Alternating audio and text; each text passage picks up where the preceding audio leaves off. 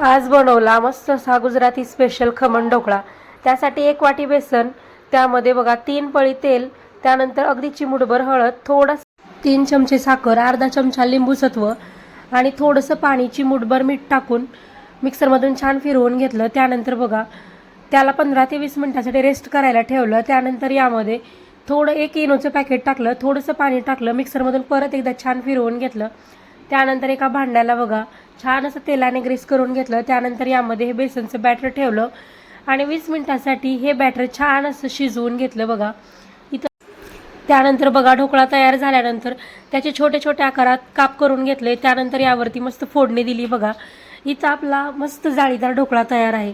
आता तुम्ही म्हणत असाल की रेसिपी काहीच कळली नाही, तर 1 मिनिटाच्या शॉर्ट व्हिडिओमध्ये मी पूर्ण रेसिपी सांगू शकत नाही। त्यामुळे आपल्या चॅनलवरती याचा फुल व्हिडिओ आहे, तिथे जाऊन व्हिडिओ नक्की बघा आणि पटकन आपल्या चॅनलला सबस्क्राईब करून घ्या।